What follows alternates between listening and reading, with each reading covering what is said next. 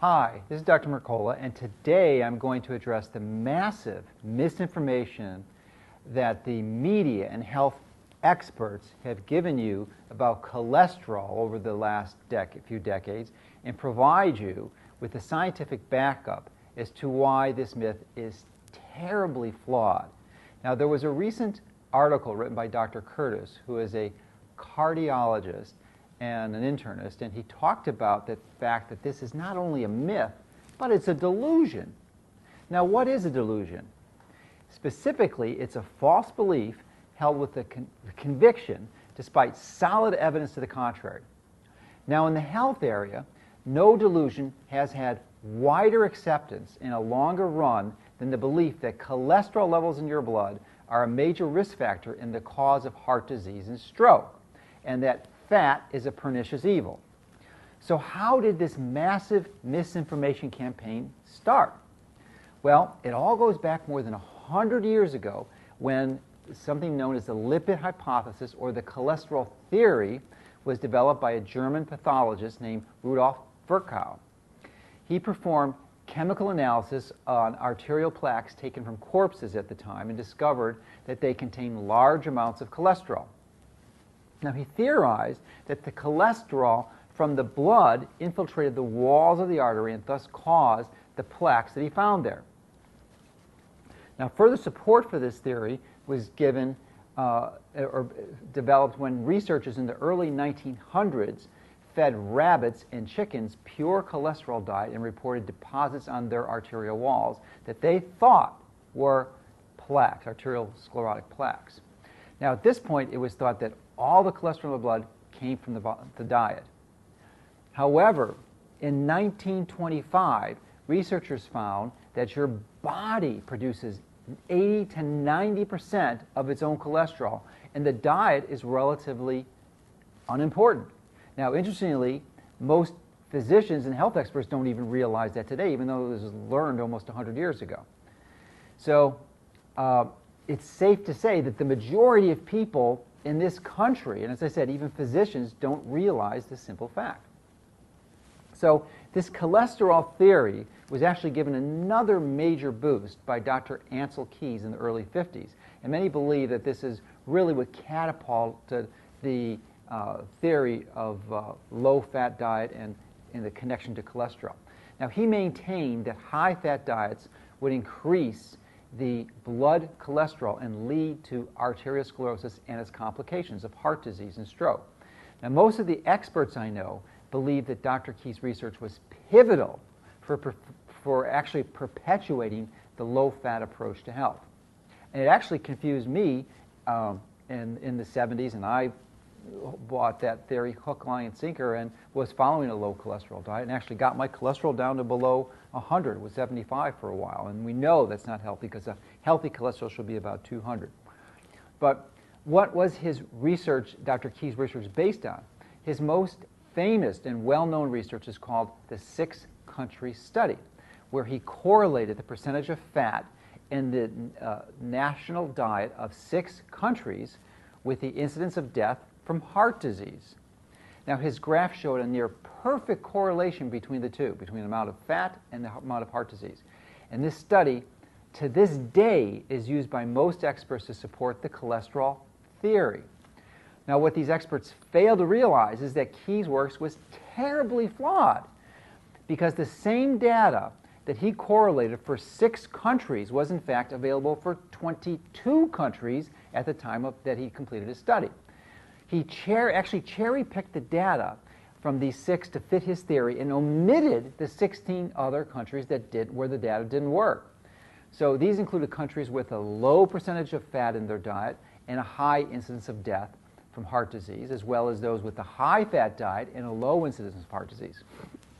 So it's truly shocking that his studies are still quoted by many experts, and the media, that they have been shown to be virtually textbook examples of how to lie with statistics. Now, there is a major part of the solid science you'll need to know if anyone seeks to disagree with you when you share this information, as this study is really the foundation that triggered the massive emphasis on low-fat diets and cholesterol being so evil and pernicious. Now, the next major support scientifically for the cholesterol theory came from a study you'll likely heard of, which is called the Framingham study, and that was actually started in 1948 under the auspices of the National Institutes of Health. Now, this study sought to enroll as many healthy people as they could between the ages of 30 and 60 in a town in Massachusetts called Framingham. And the participants in the study filled out very detailed questionnaires on what they ate, how much they exercised, how much they smoked, and a variety of other factors. And they were followed very closely to see who died, who had heart attacks, and had symptoms of heart disease. The researchers collected data that were then analyzed to see if there were any correlations between these risk factors and the subsequent development of heart disease. So it sure seems like a very rational and logical way to approach this dilemma and figure out exactly what the truth is. So what did the researchers in Framingham find? Well, after about 20 years, yes, 20 years, the researchers said they had compiled enough data that there were significant correlations between high blood pressure, cigarette smoking, high cholesterol levels, and the later development of heart disease. Thus, the concept of risk factors for heart disease was established. But in fact, if you go to these original research, you'll find that the correlations were very weak, and subsequent analysis has shown that none of the relations for dietary fat or cholesterol are significantly related to the later development of heart disease. But this information is not publicized in the media at all.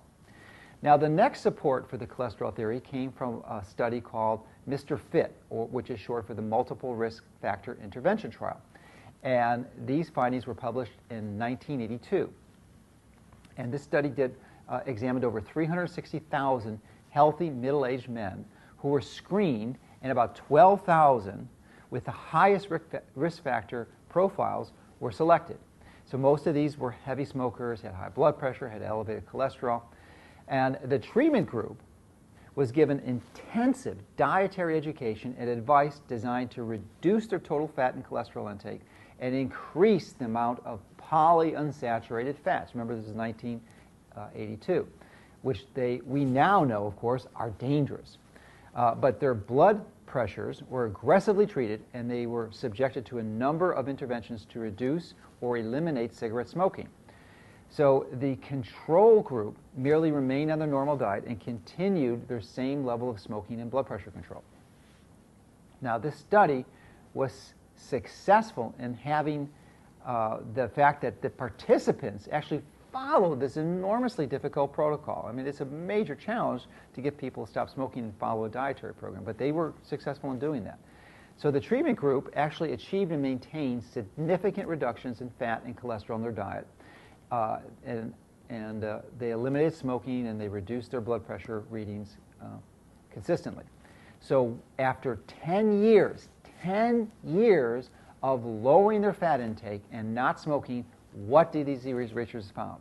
They found no significant difference between the two groups in either deaths from heart disease or total deaths. So even smoking made no difference. And that could be related to a number of reasons, but most likely due to the fact that lowering good healthy fats, like especially saturated fat, and replacing them with highly processed polyunsaturated fats that are loaded with omega-6 and upsetting the omega-6 to 3 ratio is not a good idea.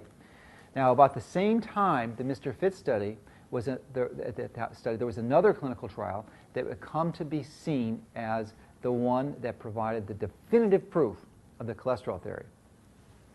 This study was called the Lipid Research Clinic Coronary Primary Prevention Trial, the LRC-CPPT. And they screened about 500,000 healthy middle-aged men and selected about 3,800 of them with the highest cholesterol levels. Now, half were given a drug called cholestyramine, which is a bile acid sequestrant, and it's a resin that actually lowers cholesterol level, and the other half were given a placebo. Now, after 10 years, the number dying from heart disease plus those suffering a non-fatal heart attack were totaled for both groups. The level of the total incidence of heart disease in the cholestyramine group was 7%, and in the control group was actually 8.6%. So there was a difference. Lowering the cholesterol did seem to make a difference. And it does not seem like a lot, though. One is 7%, the other is 8.6%. Well, this study was crucial and pivotal in that it established what is known as this relative risk profile. And I want to show you how the leaders who want to push their cholesterol agenda use statistics to prove their point. Now, this small difference between 7 and 8.6 was 1.6%. And that was reported, however, as a 19% reduction in death and heart attacks. So even though it was only 1.6%, absolute risk, they converted it to a relative risk of 19%. So they did this by using this relative risk reduction rather than providing the more accurate and easily understood absolute risk reduction. Now, to add insult to injury, this tiny difference was given the designation of statistically significant by changing the criteria originally given for determination of significance after the data was entered. This statistical manipulation was subjected to a withering critique by a professor of statistics in an article published in JAMA. And the final evidence for the benefits of cholesterol reduction came when the development of the statin drugs in the late 80s. Now, these drugs reduce cholesterol levels considerably more than those used previously. Statins are very potent medications, and of course, 1 in 4 Americans over the age of 45 now are on statin drugs. So this is not an insignificant issue because the researchers have been able to use the information that I've just presented to manipulate and compel healthcare professionals and delude the public into going on these drugs. So when these drugs first came out, they did a number of clinical trials and were carried out with a few of the different statin drugs. And they generally show that small reductions in death from heart disease, but there were never more than a few percentage points in absolute risk reduction, just like the other study I referenced. Just a very small percentage. But the key here is that they failed to show any benefit at all for those without any history of prior heart disease. So if you had heart disease, you would get an absolute risk reduction, maybe 1 or 2%. But if you didn't have heart disease, there was no improvement at all. These studies also uncovered another interesting point, which was that those that did benefit showed a total disconnect between the improved outcome at both the initial cholesterol level and the degree of cholesterol lowering that they attained. So for those whose cholesterol level went down a relatively small amount, they benefited the same degree as those whose cholesterol declined a lot. Now, this disconnect is known as a lack of normal exposure response and generally means that the factor under consideration is not the true cause of the disorder. And it turns out that statins actually have some anti-blood clot and anti-inflammatory properties that may account for the small differences noted in heart improvement reductions. So while statins may have a modest reduction in inflammation and blood clot, it is certainly not worth the very real risk they have been well documented to have. They will very consistently, as I'm sure you're familiar with, will lower your coenzyme Q10 levels, and that's a crucially important enzyme. And when you don't have enough, you're going to feel fatigued. It's going to help, it will mess up your mitochondria and your ability to produce ATPs. So your energy level production will go into essentially metabolic chaos. And additionally, they can cause mental confusion, impairment, and severe crippling muscle disease called rhabdomyolysis. Now, the primary reason this is so is because there is no magic pill to cure heart disease. I doubt there ever will be a drug to correct that, as it doesn't address the foundational fundamental cause, which we believe to be insulin resistance. You see, when your insulin levels are high, you develop insulin resistance. Your cell receptors become resistant to the hormone insulin. And this happens from eating too many sugars and grains, especially fructose. Then your liver, because your liver can only store so much glycogen, it tends to store the excess sugar as fat. And when you have insulin resistance, this raises your bad cholesterol levels and distorts your cholesterol, the good to bad cholesterol ratios. So it not only increases your risk for Alzheimer's, for heart disease, but also radically increases your risk for Alzheimer's and diabetes and cancer and just about every other chronic degenerative disease. So even if you had a magic bullet that was effective and eliminated the risk of heart disease, you would do nothing to address these other diseases, such as the diabetes, the cancer, and the Alzheimer's. So in addition to lowering your sugar intake, which is obviously one of the most important foundational approaches you can have to reduce your risk for heart disease and just about every other disease, there are other things you can do, such as optimizing your vitamin D intake. And you certainly are going to, the ideal way to do that is you can do it for free by exposing lots of your skin to sun and do it in a way that you don't get sunburned. If that's not available to you, you can use a safe tanning bed that doesn't emit dangerous EMFs and has a electronic ballast and not a magnetic ballast. And if those options are not available to you, then of course you can take an oral vitamin D pill. I personally have not taken an oral vitamin D pill for over a year because I'm able to get enough sun exposure in my normal daily experience. But if for whatever reason you are not able to do that, you want to take about, if you're an adult, about 6,000 to 8,000 units a day. But the key is to get your blood level checked. And my favorite recommendation for doing that is the 1,25-hydroxy vitamin D, and that's through LabCorp.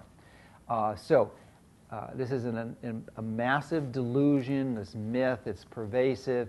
Hopefully, I've provided you with a scientific basis that you can effectively refute any of your friends or relatives or health experts who are seeking to convince you otherwise, because this really is a myth, it's really a delusion. And if you don't understand this, it's going to be a serious impediment for you and your family to take control of your health.